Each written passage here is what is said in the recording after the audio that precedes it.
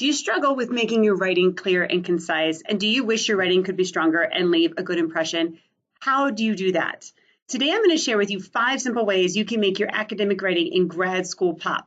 Prepare to amaze everyone.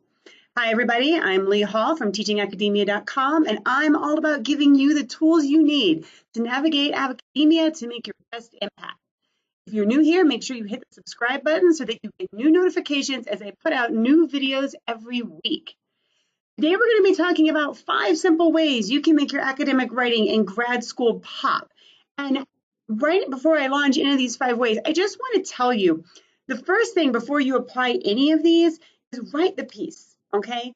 Write your piece, make sure that you've got a draft that's in a relatively solid state, and then apply what I'm getting ready to tell you after your piece is in a pretty solid state. You don't want to be overthinking things when you're in that initial draft stage. You want to be writing and, letting the ideas flow and getting it out. You don't want to be overly critical of yourself because that can really block the writing process, okay?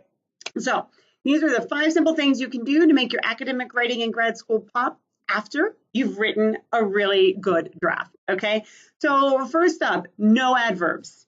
They don't add anything, right? Adverbs are those words that end in ly, right? So one of the things that I like to do is once the piece is, really, really good, is go through and look for any place where I used adverbs and I just delete them.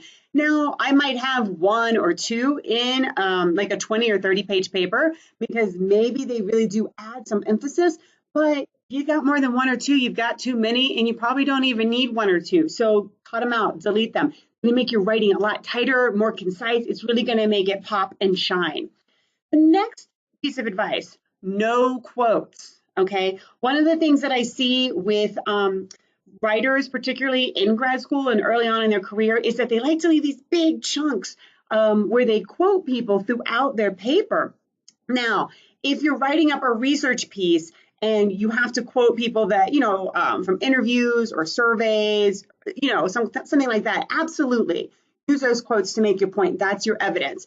That's not what I'm talking about when I say no quotes. When I say no quotes, I'm talking about if you're writing an essay or in a research piece where you're, setting up the problem or you're telling us about the theory, the theoretical grounding of the piece or the research basis, those places, okay, where people will take book chapters or articles written by other people and write these big block quotes, okay, that adds no value to your piece. It actually detracts from your piece. Now, that being said, it's not a hard and fast rule, but if you have more than 1 quote, you got too much, okay? And again, I'm not talking about the data that you might be using from interviews, et cetera, right? But if you've got more than 1 quote, you've got too much. When do you use a quote? You typically will use a quote when you're defining a key term in your paper, all right? So like, for example, I write a lot about reading identity, and I have to define reading identity. And typically I can do that in my own words, just citing authors, but sometimes somebody has made just a really clear, concise, really well-worded statement. I can't do it better myself, so I include a quote. That's going to be less than 4 sentences, and usually it's probably only 1 or 2 sentences, okay? So in general, no quotes, only use a quote, use it very sparingly. 1, probably a paper. None is also a really good idea, and only use that 1 quote when you just couldn't word it better yourself, okay? So then if we're not quoting people, what are we doing? We're putting, this is tip number 3, we're putting our citations at the end of the sentence.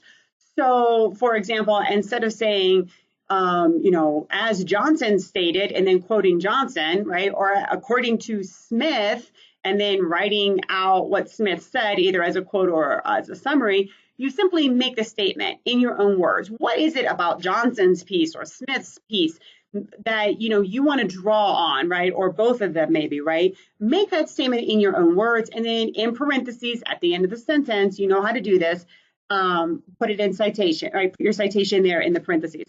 This is going to make your writing, again, it's going to make it clearer, it's going to make it more concise, it's going to make it stronger. You would be amazed, right? If you go through and clean, and also going to take out some words, right? Because when you say things like according to Johnson or as Smith explained, that's adding in these extra words that you don't really need. They don't add any value. You can just say what you need to say in your own words, which you're probably doing anyways, and then cite Smith, Johnson, whoever, in parentheses at the end of the sentence, right? It's going to clean up your writing and make it so much tighter and so much more concise and just pop and stand out. And it's going to really be what you want it to be. Then the next thing, tip number 4, short sentences, okay? I am a big fan of short sentences. Now, that varies, right? Sentence length varies. I recently just took a draft where I had a sentence that was 17 words and I cut it down to 12 words, okay? So I'm not talking about like all your sentences have to be 5 words, but you want them to be as short as possible. When you get rid of adverbs, that's going to help. When you get rid of things like according to Johnson, according to Smith, that's going to help shorten your sentences up.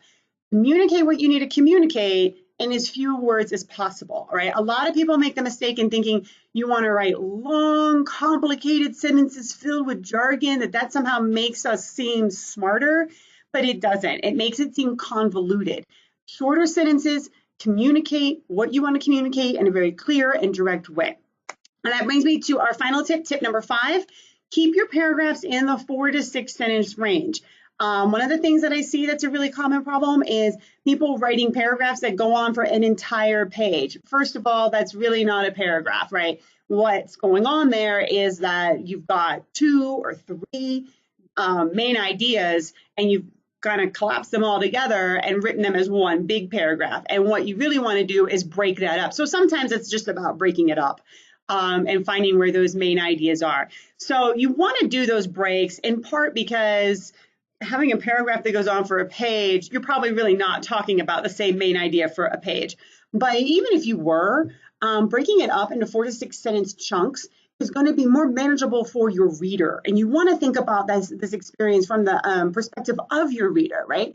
So having short sentences and having shorter paragraphs, tighter paragraphs, that's going to, really make things concise. It's going to make things a lot clearer. It's going to make things better for your reader. And then they're going to want to read your work and they're going to like your work and they're going to appreciate your work. So those are 5 simple ways you can make your academic writing in grad school pop. Thanks for watching, and don't forget to subscribe so you can catch all of my videos. And while you're at it, let me know in the comments if this has helped you or if you have any questions about how to move forward with your academic journey.